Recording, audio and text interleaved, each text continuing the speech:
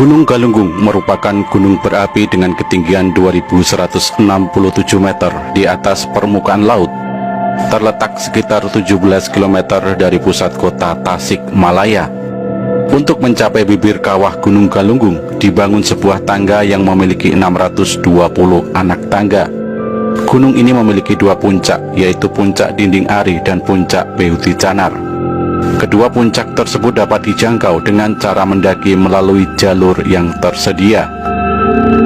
Di wilayah ini terdapat beberapa daya tarik wisata yang ditawarkan, antara lain objek wisata dan daya tarik wana wisata, dengan areal seluas kurang lebih 120 hektar di bawah pengelolaan Perum Perhutani. Objek yang lainnya seluas kurang lebih 3 hektar berupa pemandian air panas lengkap dengan fasilitas kolam renang, kamar mandi, dan bak rendam air panas. Gunung Galunggung tercatat pernah meletus pada tahun 1822. Tanda-tanda awal letusan diketahui pada bulan Juli 1822, di mana air Cikunir menjadi keruh dan berlumpur. Hasil pemeriksaan kawah menunjukkan bahwa air keruh tersebut panas dan kadang muncul kolom asap dari dalam kawah. Kemudian pada tanggal 8 Oktober sampai dengan 12 Oktober, letusan menghasilkan hujan pasir kemerahan yang sangat panas, abu halus, awan panas, serta lahar. Aliran lahar bergerak ke arah tenggara mengikuti aliran-aliran sungai. Letusan ini membawa korban kurang lebih 411 jiwa dan menghancurkan 114 desa, dengan kerusakan lahan ke arah timur dan selatan sejauh 40 km dari puncak gunung. Letusan berikutnya terjadi pada tahun 1894. Di antara tanggal 7 sampai 9 Oktober terjadi letusan yang menghasilkan awan panas. Lalu pada tanggal 27 dan 30 Oktober terjadi lahar yang mengalir pada alur sungai yang sama dengan lahar yang dihasilkan pada letusan. Letusan ini menghancurkan 50 desa.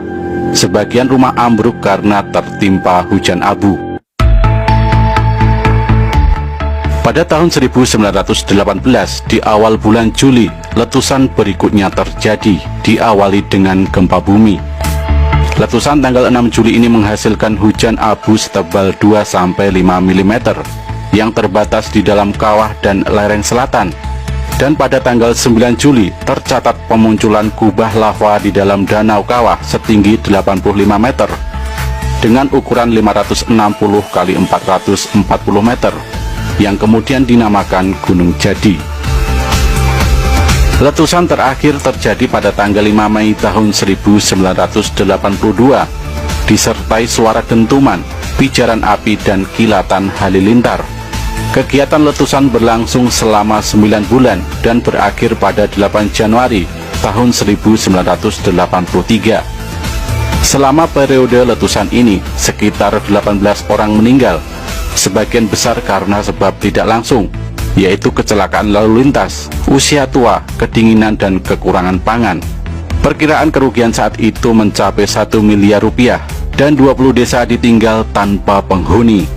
Letusan pada periode ini juga telah menyebabkan berubahnya peta wilayah pada radius sekitar 20 km dari Kawah Galunggung, yaitu mencakup Kecamatan Indihiang, Kecamatan Sukaratau, dan Kecamatan Lewisari.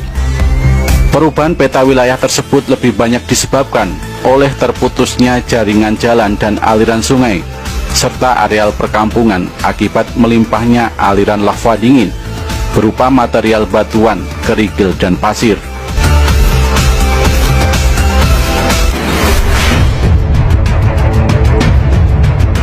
Menurut misteri, asal-usul mitos sejarah Gunung Galunggung dimulai pada abad ke-12.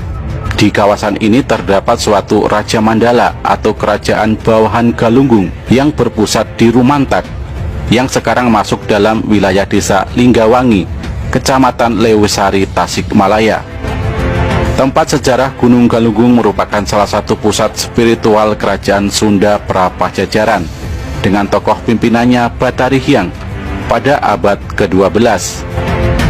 Saat pengaruh Islam menguat, pusat tersebut pindah ke daerah Pamijahan dengan Syekh Abdul Muhyi pada abad ke-17 sebagai tokoh ulama panutan. Sumber prasasti Geger Hanjuang yang ditemukan di sana menyebutkan bahwa pada tahun 1033 Saka atau pada tahun 1111 Masehi, Batari Hyang membuat susuk atau parit pertahanan. Peristiwa nyusuk atau pembuatan parit ini berarti menandai adanya penobatan kekuasaan baru di sana, yakni di wilayah Galunggung. Sementara naskah Sunda kuno lain adalah Amanat Galunggung, yang merupakan kumpulan naskah yang ditemukan di Kabuyutan Ciburui, Garut Selatan, berisi petuah-petuah yang disampaikan oleh Rakyan Darmasiksa, penguasa Galunggung pada masa itu kepada anaknya.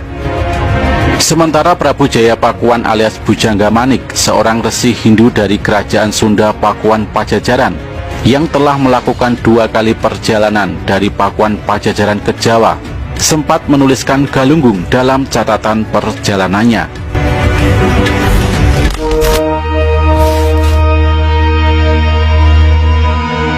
Tasikmalaya tak bisa dipisahkan dari Provinsi Jawa Barat. Kota bersejarah ini dijuluki sebagai Sang Mutiara dari Priangan Timur.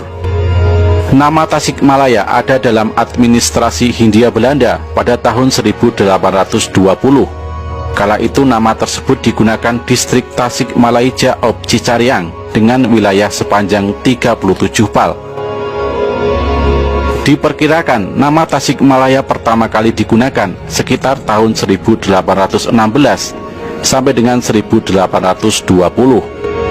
Dikutip dari buku Asal-Usul Kota-Kota di Indonesia Tempo Dulu yang ditulis Zainuddin HM, di masa lampau di wilayah Tasikmalaya ada sebuah kerajaan yang bernama Kerajaan Galunggung. Kerajaan tersebut berdiri pada 13 Badrapa tahun 1033 Saka atau pada tanggal 21 Agustus tahun 1111. Penguasa pertama adalah Batari Hyang. Kala itu ada ajaran yang dikenal dengan Sangyang Siksakanda Karesian. Ajaran tersebut menjadi ajaran resmi di masa Prabu Siliwangi yang bertahta di Pakuan. Kerajaan Galunggung bertahan hingga 6 kali pergantian raja, yang kesemuanya masih keturunan dari Batari Hyang. Pada masa lalu, Tasikmalaya bernama Sukapura yang berada di bawah kekuasaan Sultan Agung dari Kerajaan Mataram. Ada 2 versi terkait asal-usul nama Tasikmalaya. Versi pertama, Tasikmalaya berasal dari 2 kata bahasa Sunda, yakni keusik yang berarti pasir dan ngelayah yang berarti bertebaran, sehingga secara garis besar Tasikmalaya berarti pasir yang bertebaran. Versi ini terkait letusan Gunung Galunggung pada tahun 1822 yang berpengaruh besar pada Kabupaten Sukapura.